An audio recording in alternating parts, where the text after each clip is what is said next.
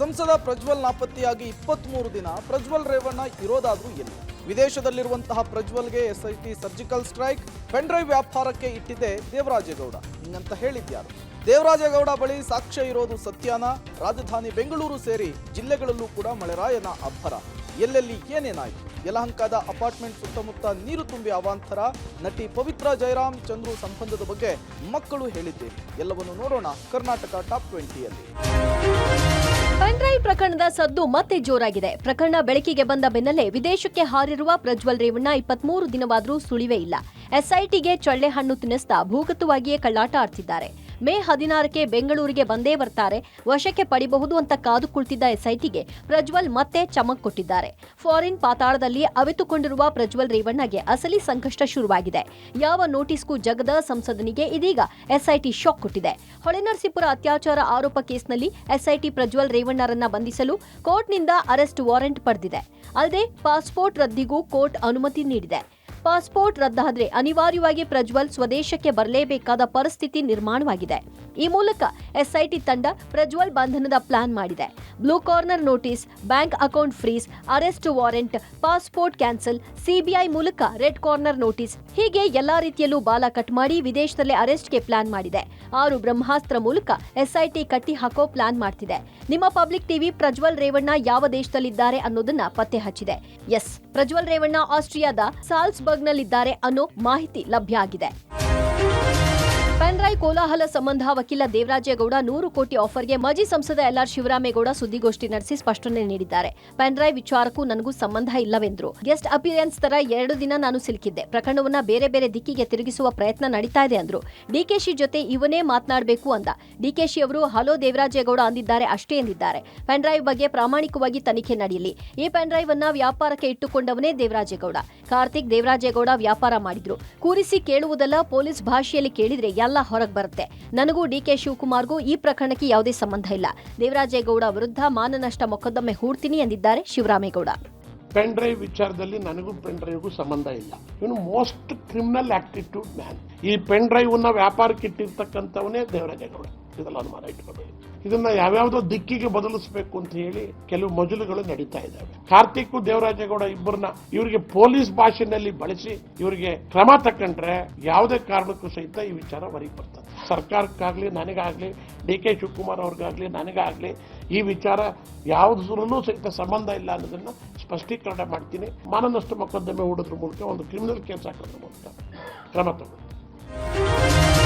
ವಕೀಲ ದೇವರಾಜೇಗೌಡ ಬಂಧನ ಸಂಬಂಧ ವಿಪಕ್ಷ ನಾಯಕ ಆರ್ ಅಶೋಕ್ ಸರ್ಕಾರದ ವಿರುದ್ಧ ಕಿಡಿಕಾರಿದ್ದಾರೆ. ದೇವರಾಜೇಗೌಡ ಬಳಿ ಸಾಕ್ಷ್ಯ ಇದೆ ಅಂತಾನೆ ಬಂಧನ ಮಾಡಿರೋದು. ದೇವರಾಜೇಗೌಡ ಹೊರಗಿದ್ರೆ ದಾಖಲೆ ಬಿಡ್ತಾರೆ ಅಂತ ಭಯ ಇದ್ದ ಕಾರಣ ಬಂಧಿಸಲಾಗಿದೆ. ಮೊನ್ನೆ ದೇವರಾಜೇಗೌಡ ಏನೆಲ್ಲ ಆರೋಪ ಮಾಡಿದ್ದಾರೋ ಅದೆಲ್ಲ ನಿಜ ಇರಬೇಕು. ಬೆಂಕಿ ಇಲ್ಲದೆ ಹೊಗೆ ಆಡಲ್ಲ, ಅದಕ್ಕೆಲ್ಲ ಅವರ ಬಳಿ ಸಾಕ್ಷಿ ಇದೆ ಅಂತ ಅನ್ಸುತ್ತೆ. ದೇವರಾಜೇಗೌಡ ಹೇಳಿದ್ದೆಲ್ಲ 100ಕ್ಕೆ 100 ಸತ್ಯ ಅಂದ್ರು. ದೇವರಾಜೇಗೌಡ ಮಾಡಿದ ಆರೋಪದ ಬಗ್ಗೆ ಎಸ್ಐಟಿ ತನಿಖೆ ಮಾಡಲ್ಲ. ಎಸ್ಐಟಿ ಸರ್ಕಾರದ ಪ್ರಾಯೋಜಕತ್ವದಲ್ಲಿ ತನಿಖೆ ಮಾಡ್ತಾ ಇದೆ. ಅದಕ್ಕಾಗಿಯೇ ಸಿಬಿಐ ತನಿಖೆಗೆ ಪ್ರಕರಣ ವಹಿಸಲಿ, ನಿವೃತ್ತ ಜಡ್ಜ್ ಮೂಲಕ ತನಿಖೆ ನಡೆಸಲಿ ಅಂತ ಒತ್ತಾಯಿಸಿದರು. ದೇವರಾಜೇಗೌಡ ಅವರೇ ತಮಗೆ ಹಣದ ಆಫರ್ ಮಾಡಿದ ಬಗ್ಗೆ ಹೇಳಿದ್ದಾರೆ. ಈಗಾಗಲೇ ಡಿಕೆಶಿ ಮಾತನಾಡಿದ ದಾಖಲೆ ಸಹ ಬಿಡುಗಡೆ ಮಾಡಿದ್ದಾರೆ. ಅವರನ್ನ ಬಿಟ್ರೆ ಸರಣಿ ದಾಖಲೆ ಬಿಡ್ತಾರೆ, ಸರ್ಕಾರಕ್ಕೆ ಮುಜುಗರ ಆಗುತ್ತೆ ಅಂತ ಬಂಧಿಸಿದ್ದಾರೆ ಎಂದರು. ಆದ್ರೆ ಈಗ ದೇವರಾಜೇಗೌಡ ಸ್ವತಃ ಹೇಳಿಕೆಯನ್ನ ಕೊಟ್ಬಿಟ್ಟಿದಾರಲ್ಲ, ನನಗೆ ದುಡ್ಡು ಆಫರ್ ಮಾಡಿದ್ರು, ಮತ್ತೆ ಅವರು ಅವರ ಹತ್ರ ಇರುವಂತ ದಾಖಲೆಗಳನ್ನು ಬಿಡುಗಡೆ ಮಾಡಿದಾರಲ್ಲ. ಡಿಕೆ ಶಿವಕುಮಾರ್ ಮಾತಾಡಿರೋದು, ನಾನು ದಾಖಲೆ ಬಿಡುಗಡೆ ಮಾಡಿದ್ರೆ ಸರ್ಕಾರನೇ ಬಿದ್ದೋಗ್ತೈತೆ ಅಂತ ಮಾತನ್ನು ಹೇಳಿದ್ದಾರೆ. ಅಂದ್ರೆ ನಿಜ ಇಲ್ದಿದ್ದು ಇಷ್ಟೆಲ್ಲ ದಾಖಲೆಗಳನ್ನ ಅವ್ನು ಬಿಡುಗಡೆ ಮಾಡಕ್ ಸಾಧ್ಯನೇ ಇಲ್ಲ. ಅದಕ್ಕೋಸ್ಕರನೇ ಅವನ್ನ ಹಿಡಿದು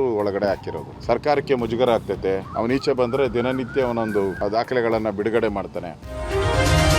ರಾಜಧಾನಿ ಬೆಂಗಳೂರಲ್ಲಿ ಮಳೆರಾಯನ ಆರ್ಭಟ ಜೋರಾಗಿದೆ. Town Hall, corporation, Koramangala, Shantinagar, Majestic, market, Malleshwara, Yelahanka ಸೇರಿ ಹಲವೆಡೆ ಭಾರಿ ಮಳೆ ಸುರಿದಿದೆ. ಎಲೆಕ್ಟ್ರಾನಿಕ್ ಸಿಟಿ, ಅತ್ತಿಬೆಲೆ, ಚಂದಾಪುರ, ಹೆಬ್ಬಗೋಡಿಯಲ್ಲಿ ವರುಣದೇವ ಆರ್ಭಟಿಸಿದ್ದಾನೆ. ಬೆಂಗಳೂರು ಹೊರತಾಗಿ ರಾಜ್ಯದಲ್ಲಿಯೂ ವರುಣದೇವ ಅಬ್ಬರಿಸಿ ಬೊಬ್ಬಿರಿಯುತ್ತಿದ್ದಾನೆ. ರಾಮನಗರ, ಚನ್ನಪಟ್ಟಣ ಭಾಗದಲ್ಲಿ ಧಾರಾಕಾರ ಮಳೆಯಿಂದಾಗಿ ಜನಜೀವನ ಅಸ್ತವ್ಯಸ್ತವಾಗಿದೆ. ಶಿವಮೊಗ್ಗ ನಗರದ ಗುಡ್ಡೇಕಲ್ನಲ್ಲಿ ಮದುವೆ ಛತ್ರಕ್ಕೆ ಮಳೆ ನೀರು ನುಗ್ಗಿದೆ. ಚಿಕ್ಕಮಗಳೂರು ನಗರದ ಕಲ್ಯಾಣ ನಗರ ಬಡಾವಣೆಯ ಹುಣಸೆಹಳ್ಳಿ ಕೆರೆ ಕೋಡಿ ಬಿದ್ದಿದೆ. ಕೆರೆ ತುಂಬಿ ಕಾಲುವೆಗೆ ನೀರು ನೀರು ಹರಿತಾ ಇದ್ದಂತೆ ಮೀನಿಗಾಗಿ ಜನರು ಮುಗಿಬಿದ್ದಿದ್ದಾರೆ. 50 ಕೆಜಿಗೂ ಅಧಿಕ ಮೀನುಗಳನ್ನ ಸ್ಥಳೀಯರು ಹಿಡಿದಿದ್ದಾರೆ. ಬಂಗಾಳ ಕೊಲ್ಲಿಯಲ್ಲಿ ವಾಯುಭಾರ ಕುಸಿತದಿಂದಾಗಿ ಅರಬ್ಬಿ ಸಮುದ್ರದಲ್ಲಿ 40 ರಿಂದ 50 ಕಿಲೋಮೀಟರ್ ವೇಗದಲ್ಲಿ ಬಿರುಗಾಳಿ ಮುನ್ಸೂಚನೆ ಇದ್ದು 5 ದಿನಗಳ ಕಾಲ ಉತ್ತರ ಕನ್ನಡ ಜಿಲ್ಲೆಯ ಕರಾವಳಿಯಲ್ಲಿ ಮೀನುಗಾರಿಕೆಗೆ ನಿರ್ಬಂಧಿಸಲಾಗಿದೆ. ದಾವಣಗೆರೆಯ ದೊಡ್ಡಬಾತಿ ಗ್ರಾಮದಲ್ಲಿ 20ಕ್ಕೂ ಹೆಚ್ಚು ಎಕರೆ ಭತ್ತದ ಬೆಳೆ ನಾಶವಾಗಿದೆ. ಚಿಕ್ಕಮಗಳೂರು ತಾಲೂಕಿನ ಉದ್ದೇಬೋರ್ನಹಳ್ಳಿಯಲ್ಲಿ 2 ಗುಡಿಸಲು ಗೊಬ್ಬರದ ಗೋಡೌನ್ಗೆ ಮಳೆ ನೀರು ನುಗ್ಗಿದೆ. ಚಿಕ್ಕಮಗಳೂರು ನಗರದಲ್ಲಿ ಕಾಂಪೌಂಡ್ ಬಿದ್ದು 2 ಬೈಕ್ ಜಖಂಗೊಂಡಿವೆ. ಕೊಡಗಿನ ಕಾವೇರಿ ನದಿ ಪಾತ್ರದಲ್ಲಿ ಭರ್ಜರಿ ಮಳೆಯಾಗಿದೆ.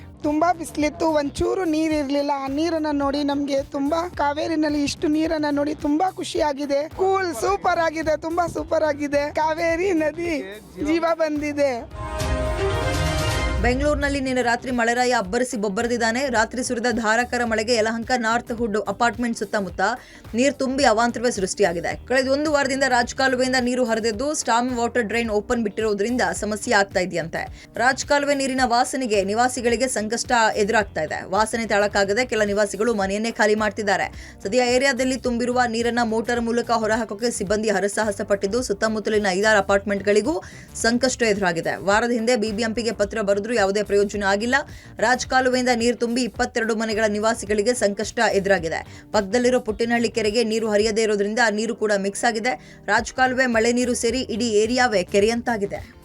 We cannot even use our basic sanitation. Basic government ಏನು ಪ್ರೊವೈಡ್ ಮಾಡಬೇಕು, fresh air, fresh water, fresh sanitation as public right, ಅದಿಲ್ವೇ ಇಲ್ಲ ಸರ್ ನಮ್ಗೆ ಇಲ್ಲಿ. Right now we are in bad distress. ಎಲ್ಲಿ ಹೋಗೋದು, ಮನೆ ಬಿಟ್ಟು ಹೋಗೋದಾ, ಮನೆಯಲ್ಲಿ ಇರೋದಾ, ಏನು ಆಗ್ತಾ ಇದೆ ನಮ್ಗೆ ಗೊತ್ತಿಲ್ಲ. ಬಿಸಿಲ ಬೇಗೆಯಿಂದ ಬಸವಳಿದಿದ್ದ ಕೋಟೆನಾಡು ಚಿತ್ರದುರ್ಗ 2 ದಿನಗಳಿಂದ ಸುರಿದ ಮಳೆಗೆ ನಿಟ್ಟುಸಿರು ಬಿಟ್ಟಿದೆ. ಕೆರೆ ಕಟ್ಟೆಗಳು ತುಂಬಿ ತುಳುಕುತ್ತಿವೆ. ಮೊಳಕಾಲ್ಮೂರು ತಾಲೂಕಿನ ಮೇಗಳ ಕಣಿವೆಯಲ್ಲಿ ನೀರು ಭರ್ತಿಯಾಗಿದೆ. ಬತ್ತಿ ಬರಿದಾಗಿದ್ದ ಕೆರೆ ಕಟ್ಟೆಗಳು ತುಂಬಿ ಹರಿಯುತ್ತಿವೆ. ಹೀಗಾಗಿ ಮೇಗಳ ಕಣಿವೆಯಲ್ಲಿ ಆಕರ್ಷಕ ಜಲಪಾತ ಸೃಷ್ಟಿಯಾಗಿದೆ. ಅಲ್ಲದೆ ಹೊಸದುರ್ಗ ತಾಲೂಕಿನ ವಿವಿಧ ಕೆರೆ ಕಟ್ಟೆಗಳು ಸಹ ಭರ್ತಿಯಾಗಿದ್ದು ಕೃಷ್ಣಾಪುರ ಗ್ರಾಮದ ಕೆರೆ ಕೋಡಿ ಬಿದ್ದಿದೆ. ಕೆಲ್ಲೋಡು ಸೇತುವೆ ಸಹ ಭರ್ತಿಯಾಗಿ ಹರಿಯುತ್ತಿರುವ ನೀರು ವೇದಾವತಿ ನದಿ ಮೂಲಕ ವಾಣಿವಿಲಾಸ ಸಾಗರ ಡ್ಯಾಂನತ್ತ ನೀರು ಹರಿತಾ ಇದೆ. ಹೀಗಾಗಿ ಆ ನೀರು ಕೆಲವೆಡೆ ಪಕ್ಕದ ತೋಟಗಳಿಗೆ ನುಗ್ಗಿ ಬೆಳೆಗಳಿಗೆ ಹಾನಿಯಾಗಿದೆ. ಒಳ್ಳೆ ಉತ್ತಮ ಮಳೆ ಆಗುತ್ತೆ ಹೇಳ್ತಾರೆ, ಮುಂಗಾರು ಹಿಂಗಾರು ಮಳೆ ಆಗುತ್ತೆ ಅಂತ ಹೇಳ್ತಾರೆ. ರೈತರಿಗೆ ಖುಷಿ ಯಾವುದಿಲ್ಲ. ರೈತರಿಗೆ ಬೆಳೆ ಲಾಸ್ ಮುಖ್ಯ, ಒಟ್ಟಿಗೆ ಮಳೆ ಬಂತಪ್ಪ ಖುಷಿ ಆಯ್ತಾರೆ. ಈಗ ಮಳೆ ಬಂದ್ರೆ ರೈತರೆಲ್ಲ ಭೂಮಿ ಆದ ಮಾಡ್ತಾರೆ, ಬಿತ್ತನೆ ಮಾಡಕ್ಕೆ ಉತ್ತಮ ಮಳೆ ಬಂದ್ರೆ 2 ದಿವಸ ಉತ್ತಮ ಚೆನ್ನಾಗಿ ಮಳೆ ಆಗುತ್ತೆ. ಈಗ ಟ್ಯಾಂಕ್ ರೈತರಿಗೆ 20 ದಿವಸ ಮೋಟರ್ ನೀರೇ ಬೇಕಾಗಿಲ್ಲ ತೋಟಕ್ಕೆ. ನಿರಂತರವಾಗಿ ಮಳೆ ಬಂದಿದ್ದು ಸಣ್ಣ ಪುಟ್ಟ ಕೆರೆಗಳೆಲ್ಲ ತುಂಬಿ ದೊಡ್ಡ ಕೆರೆಗಳು ಒಂದು ಅರ್ಧ ಭಾಗಕ್ಕೆ ನೀರು ಬಂದು ಕೆರೆಗಳೆಲ್ಲ ತುಂಬಿದಾವೆ. ಇದು ಸಂತೋಷ ಪಡ್ತಕ್ಕಂಥ ವಿಚಾರ. ಜೊತೆಯಲ್ಲಿ ಪಕ್ಷಿ ಪ್ರಾಣಿಗಳಿಗೆ ಸಹ ನೀರಿನ ಅಭಾವ ಇತ್ತು. ಈ ಮಳೆ ಬಂದು ಕೆರೆ ತುಂಬಿರೋದ್ರಿಂದ ಆ ಪಕ್ಷಿ ಪ್ರಾಣಿಗಳಿಗೂ ಕೂಡ ಅನುಕೂಲ ಆಗಿದೆ. ಕಿರುತೆರೆ ನಟಿ ಪವಿತ್ರ ಜಯರಾಮ್ ಭೀಕರ ಅಪಘಾತದಲ್ಲಿ ಸಾವನ್ನಪ್ಪಿದ ಬಳಿಕ ಖಿನ್ನತೆಗೆ ಒಳಗಾಗಿದ್ದ ಪವಿತ್ರ ಸ್ನೇಹಿತ ತೆಲುಗು ನಟ ಚಂದು ಸಹ ಆತ್ಮಹತ್ಯೆ ಮಾಡಿಕೊಂಡು ಸಾವಿನ ಹಾದಿ ಹಿಡಿದಿದ್ದಾರೆ. ಇಬ್ಬರ ಸಾವು ಇದೀಗ ಕನ್ನಡ ಹಾಗೂ ತೆಲುಗು ಕಿರುತೆರೆಯಲ್ಲಿ ಸಾಕಷ್ಟು ಸದ್ದು ಮಾಡ್ತಿದೆ. ಹೈದರಾಬಾದ್ನಲ್ಲಿ ಪವಿತ್ರ ಜಯರಾಮ್ ಹಾಗೂ ಚಂದು ಬಗ್ಗೆ ಬೇರೆ ರೀತಿಯ ಮಾತುಗಳು ಕೇಳಿ ಬರ್ತಾ ಇವೆ. ಆದರೆ ಪವಿತ್ರ ಪುತ್ರ ಪ್ರಜ್ವಲ್ ಇದಕ್ಕೆಲ್ಲ ಸ್ಪಷ್ಟನೆ ಕೊಟ್ಟಿದ್ದಾರೆ. ನಮ್ಮ ತಾಯಿ ಹಾಗೂ ಚಂದು ಅವರು ಒಳ್ಳೆಯ ಸ್ನೇಹಿತರು. ನಮ್ಮ ಜೊತೆಗೂ ಚಂದು ಒಳ್ಳೆಯ ಒಡನಾಟ ಹೊಂದಿದ್ರು. ಕೆಲವರು ಏನ್ ಬೇಕಾದ್ರೂ ಹೇಳಬಹುದು, ಆದರೆ ಅವರಿಬ್ಬರು ಒಳ್ಳೆಯ ಸ್ನೇಹಿತರಾಗಿಯೇ ಇದ್ದು ನಮ್ಮ ತಾಯಿ ನಮ್ಮ ಬಗ್ಗೆ ಅಪಾರ ಕನಸು ಕಟ್ಕೊಂಡಿದ್ರು. ನಾನು ನಟನಾಗಬೇಕು ಅಂತ ಅವರಿಗೆ ಆಸೆ ಇತ್ತು. ಅದೇ ರೀತಿ ನನ್ನ ತಂಗಿಯನ್ನ ಚೆನ್ನಾಗಿ ಓದಿಸಿ ವಿದೇಶಕ್ಕೆ ಕಳಿಸಬೇಕು ಅಂತ ಅನ್ಕೊಂಡಿದ್ರು ಅಂತ ಪುತ್ರ ಪ್ರಜ್ವಲ್ ಹೇಳಿಕೆ ಕೊಟ್ಟಿದ್ದಾರೆ. ಫಸ್ಟ್ ಉಟ್ಕೊಳ್ಳೋದೇ ಆ ಥರ ರೂಮರ್ಸು. ಅಂದರೆ ಅವರು ಎಂಥ ಫ್ರೆಂಡ್ಸು, ಎಷ್ಟು ಬೆಸ್ಟ್ ಫ್ರೆಂಡ್ಸು ಅನ್ನೋದು ಇಂಡಸ್ಟ್ರಿಗೂ ಗೊತ್ತು, ನಮಗೂ ಗೊತ್ತು. ಬೆಸ್ಟ್ ಫ್ರೆಂಡ್ಸ್ ಆಗಿದ್ರು. ಅಂದರೆ ಅವರು ಇಂಟರ್ವ್ಯೂವಲ್ಲಿ ಹೇಳ್ಕೊಂಡ್ರು, ನಾನು ನೋಡಿದೆ ಮದುವೆ ಆಗೋ ಪ್ಲ್ಯಾನ್ಸ್ ಇತ್ತು ಅದು ಇದು ಅಂತ. ಬಟ್ ಅಷ್ಟೊಂದು ಮಾತುಕತೆ ಅಂತೂ ಆಗಿರಲಿಲ್ಲ, ನಮಗೂ ಗೊತ್ತಿರಲಿಲ್ಲ ಅಷ್ಟೊಂದು. ದೇವರ್ ಬೆಸ್ಟ್ ಫ್ರೆಂಡ್ಸ್, ಗುಡ್ ಫ್ರೆಂಡ್ಸ್ ಆಗಿದ್ರು ಅಷ್ಟು. ಮೈಸೂರು ಜಿಲ್ಲೆ ಪಿರಿಯಾಪಟ್ಟಣ ಗೊಲ್ಲರ ಬೀದಿಯಲ್ಲಿ ದಂಪತಿ ಅನುಮಾನಾಸ್ಪದವಾಗಿ ಸಾವನ್ನಪ್ಪಿರುವ ಘಟನೆಯಾಗಿದೆ. ಬಿಎಂ ರಸ್ತೆಯ ಪ್ರವಾಸಿ ಮಂದಿರದ ಬಳಿ ಕ್ಯಾಂಟೀನ್ ವ್ಯಾಪಾರ ಮಾಡ್ತಾ ಇದ್ದ 51 ವರ್ಷದ ಪ್ರಕಾಶ್, 48 ವರ್ಷದ ಪತ್ನಿ ಯಶೋಧ ಮೃತ ದುರ್ದೈವಿಗಳು. ಗುರುವಾರ ರಾತ್ರಿ ಸಂಬಂಧಿಕರ ಮನೆಯಲ್ಲಿ ಊಟ ಮುಗಿಸಿ ವಾಪಸ್ ಮನೆಗೆ ಹೋಗಿದ್ರು. ಶುಕ್ರವಾರ ಬೆಳಗ್ಗೆ ಮೈಸೂರಿನಲ್ಲಿ ವ್ಯಾಸಂಗ ಮಾಡ್ತಿರುವ ಮಗಳು ತನುಶ್ರೀ ಕರೆ ಮಾಡಿದಾಗ ಕರೆ ಸ್ವೀಕರಿಸಿಲ್ಲ. ರಾತ್ರಿವರೆಗೂ ಹಲವು ಸಲ ಕರೆ ಮಾಡಿ ಸ್ವೀಕರಿಸಿದ ಕಾರಣ ಸಂಬಂಧಿಕರಿಗೆ ಮಗಳು ಫೋನ್ ಮೂಲಕ ವಿಷಯವನ್ನು ತಿಳಿಸಿದ್ದಾಳೆ. ಈ ವೇಳೆ ಸಂಬಂಧಿಕರು ಮನೆ ಬಳಿ ಹೋಗಿ ಕಿಟಕಿ ತೆರೆದು ನೋಡಿದಾಗ ಅನುಮಾನದ ರೀತಿಯಲ್ಲಿ ದಂಪತಿಗಳು ಸಾವನ್ನಪ್ಪಿದ್ದಾರೆ.